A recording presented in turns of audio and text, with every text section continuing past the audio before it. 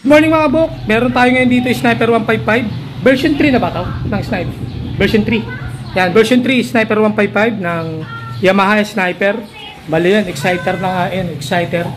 Yan yung tawag kasi sa ibang bansa sa Sniper dito sa Pilipinas. Ngayon ang problema ni sir, mga ilang days na yun sir? 4 days? 5 days? 5 days ago nagpa-ball si sir. Ngayon pagkagawa daw, lumuwag ulit, binalik niya sa gumawa, sinikipan, sininsil. Tapos kinabukasan lumuwag ulit, tapos binalik niya ulit, sinikipan, sininsil, tapos lumuwag ulit. Tapos ngayon napanood niya yung mga vlog natin about sa ball race, Sniper din.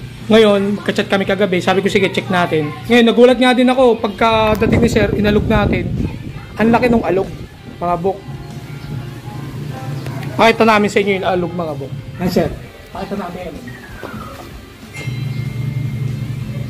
Ay mga bok, kung dinig lang sa grabe mga bok, ayun o, isa pa.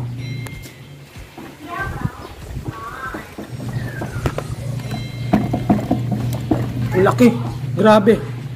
Kahit isang kamay lang yung tatry ko, grabing alog, ang laki. Sige sir, baba mo na. Ayun, kaya baklas natin lahat ng fairings, check upin natin. Tapos, i-check natin yung ball race kung wala naman tama, hindi na natin papalitan. Pero kung may tama, papalitan natin yan. Yun yung sinabi ko sir sa chat.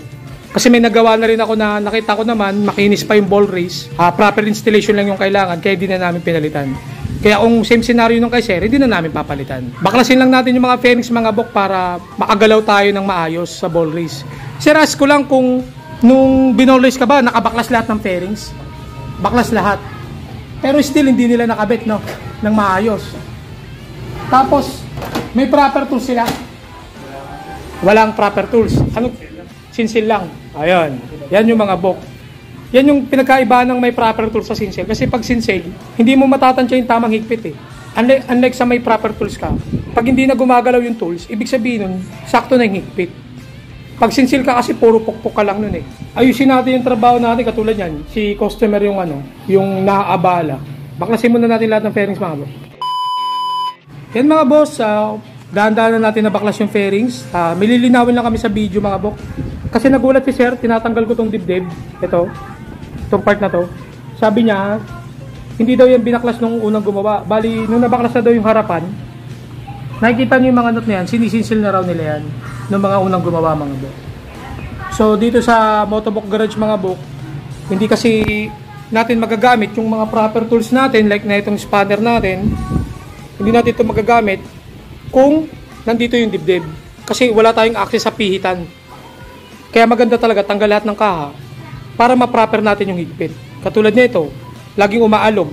Kasi nga hindi nila nahigpitan ng tama. Dahil nga puro sinsil, pukpok yung ginawa sa paghihigpit. Wala silang ganitong tools, special spanner para sa mga nut ng ball race mga bok.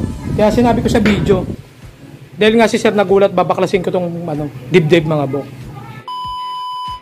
Yan mga bok, baklasan natin. Ngayon, luwagan natin tong mga nut ni ball race. Gamit tayo ng proper tools mga bok. Mga bok, tinanggal na rin natin pati yung gulong para makita natin talaga yung kalagayan ng ball race niya mga bok. Ngayon, babaklasin ko na itong mga special nut, gamit tayong proper tools mga bok. Yes sir, bali meron tayong mga spanner, dalawa yan, yung isa kasi pangontra. Luwagan natin mga bok.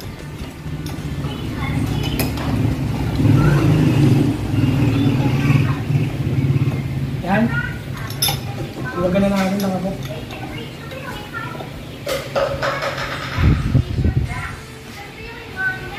Alright. Yan mga bok, naluwagan natin ng hindi pinupukpok mga bok. May proper tools tayo. Diba? Pwede naman ng may proper tools. Pero yung iba kasi, hindi natin alam yung dahilan nila ba't wala silang proper tools. Hayaan na lang natin sila mga bok. Yung kwento na sir, pinupukpok daw to. Tama sir? Tama sir. Ayun yan yung palatandaan ng mga pukpok. Yung mga damage. Diyan sila pumupukpok. Kita mo sir? May mga damage yun. Yan yung palatandaan sa ball race mo. Mukhang hindi naman daw straight yung ano mo, boss. Tapos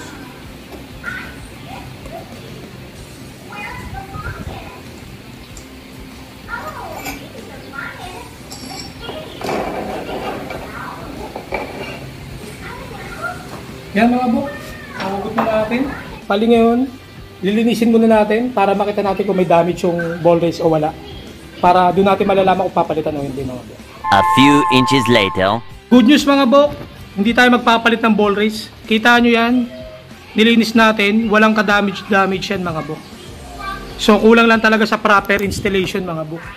Pati yung baba, wala ring ano yan, makinis din, wala ring gatla or kanal.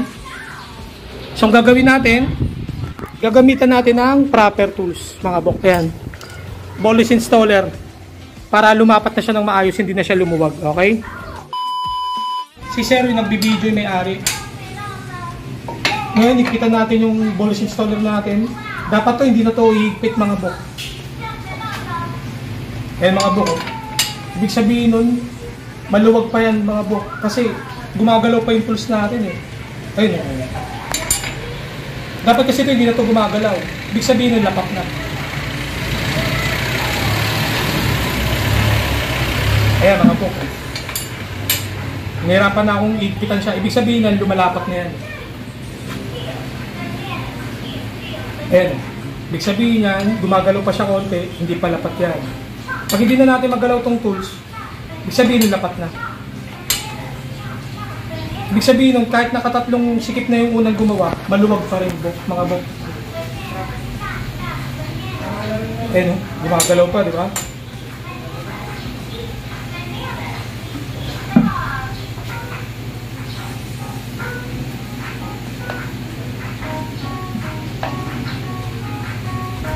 Alright.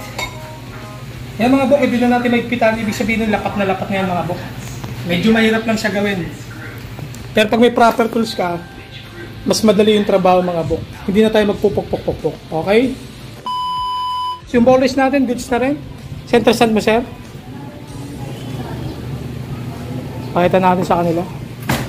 Tapos padagan ako. Yan mga bok, all goods na. Maganda na yung manibela. Tapos wala nang alog mga bok. Alog natin. Wala na. Balik ko muna yung mga fairings para matest drive din ni sir. Matest drive din natin mga bok. The next day. Nabalik na natin lahat ng fairings. Test drive ni sir ngayon kung ano yung feedback natin. Test drive natin sa customer mga bok. Ano sir? Okay na? Ano? Honest review. Okay na? Pag binibitaw ako na siya gumagalaw mag-isa. Hindi na nagwiwigil. Okay na. Kaya mga boss. Kapag nagawa ng lakot, gumagalaw na mag-isa. Kasi nga maluwag. Ngayon hindi na, wala na. Okay na.